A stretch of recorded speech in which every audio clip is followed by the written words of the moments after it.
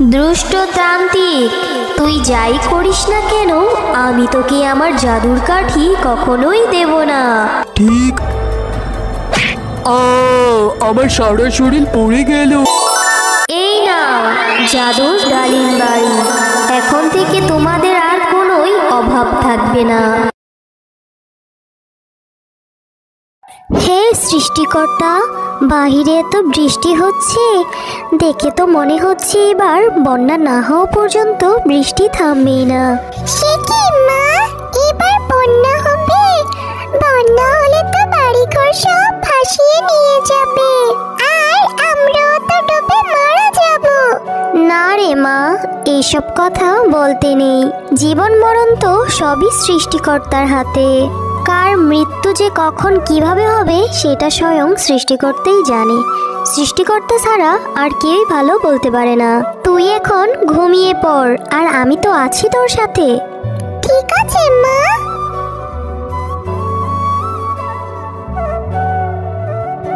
মা, ও মা, ওঠো, উঠে দেখো আমাদের ঘরের ভিতরে কত পানি হয়েছে।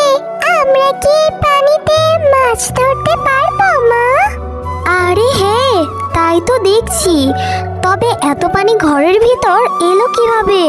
মা টয়া, তুই এখানে বস, আমি একটু বাহির থেকে দেখে আসছি।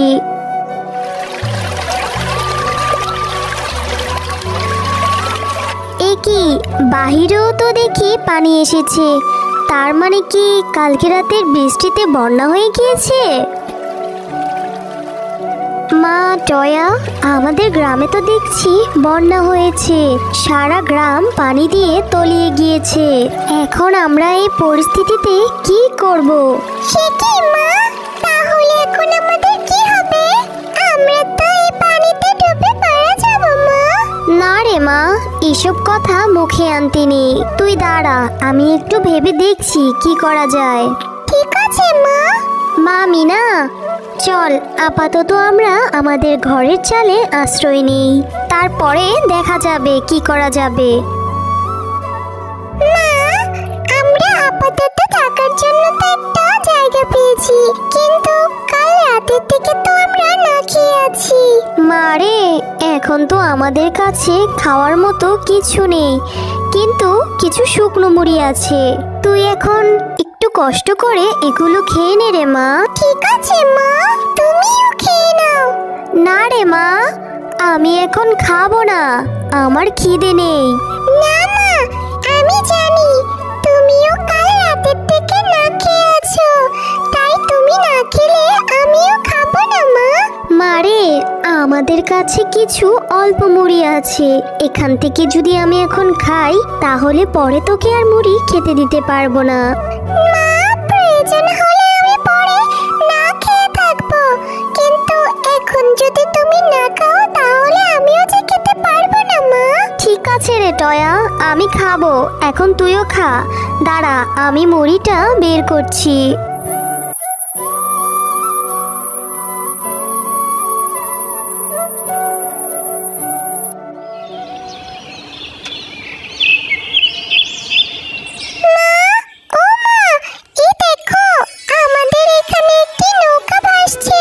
হ্যাঁ রে মা, তাই তো দেখছি।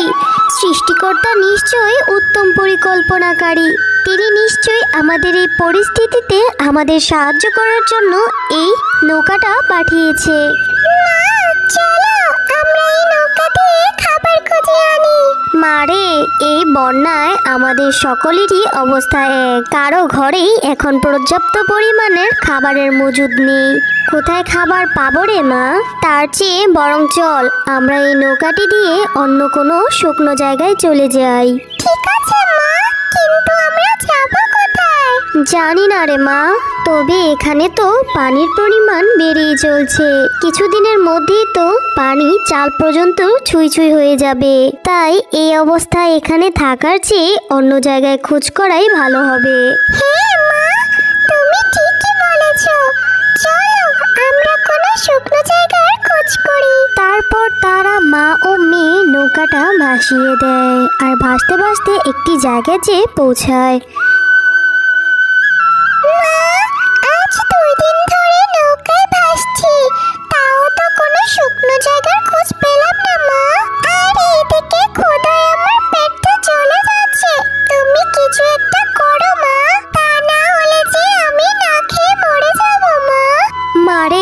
আমি যে বড্ড অসহায়। আমি এই অবস্থায় তোকে কোথা থেকে খাবার এনে দেব রে মা? তুই আর একটু ধৈর্য ধর রে মা। সৃষ্টিকর্তা নিশ্চয়ই আমাদের জন্য কোনো না কোনো একটা ব্যবস্থা ঠিক করে দেবে।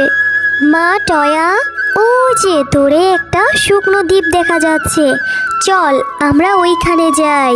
হ্যাঁ মা, চলো। তারপর তারা নৌকাটা আবার ভাসিয়ে দেয়।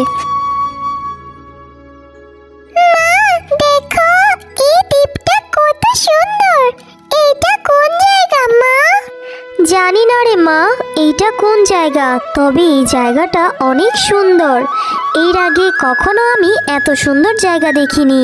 মা চলো, আমরা এই দ্বীপে যেয়ে দেখি কোনো খাবার পাওয়া যায় কিনা। হ্যাঁ রে মা, চল।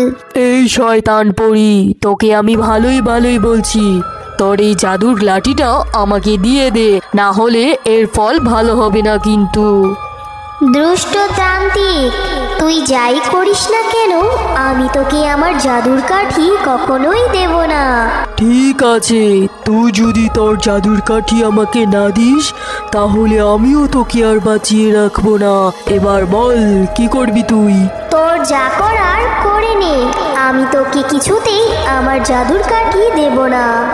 মা দেখো, ওই দুষ্ট তান্ত্রিকটা পরীটাকে আটকে রেখেছি।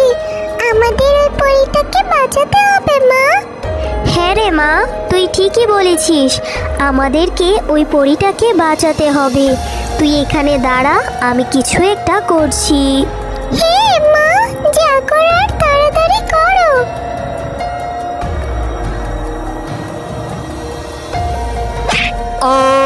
আমার সারা শরীর পড়ে গেল, আমাকে ছেড়ে দে, আমি আর কখনো এরকম করব না। তোমাদেরকে অনেক অনেক ধন্যবাদ, তোমরা আমার জীবন বাঁচিয়েছো। আজ তোমরা এখানে এসে আমার জীবন না বাঁচালে অনেক বড় অঘটন ঘটে যেত। কিন্তু তোমরা এই নির্জন দ্বীপে এলে কি করে? তারপর টয়া আর টয়ার মা সবটা পরীকে খুলে বলে, আরে না, তোমাদের কথা শুনে আমার ভীষণ কষ্ট হচ্ছে। তোমরা যেহেতু আমার জীবন বাঁচিয়েছো, তাই আমিও তোমাদের একটা উপকার করতে চাই। এই নাও জাদুর ডালিম বাড়ি, এখন থেকে তোমাদের আর কোনোই অভাব থাকবে না। এই বাড়িতে তোমরা তোমাদের যাবতীয় সবকিছুই পেয়ে যাবে। তোমরা এখন থেকে সুখে শান্তিতে জীবনযাপন করতে পারবে। তোমাকে অনেক অনেক ধন্যবাদ পরি, তোমার এই ঋণ আমরা কোনোদিন ভুলবো না। না, এখন থেকে আমরা যা ইচ্ছে তাই খেতে পারবো। আমাদের আর কোনো অভাব থাকবে না, তাই না মা? হ্যাঁ রে মা, আল্লাহ তাআলা আমাদের উপর এতদিনে মুখ তুলে তাকিয়েছে। হ্যালো বন্ধুরা, গল্পটি ভালো লেগে থাকলে চ্যানেলটি সাবস্ক্রাইব করে দিবেন এবং পাশে থাকা বেল আইকনে প্রেস করে আমার পাশেই থাকবেন। ধন্যবাদ।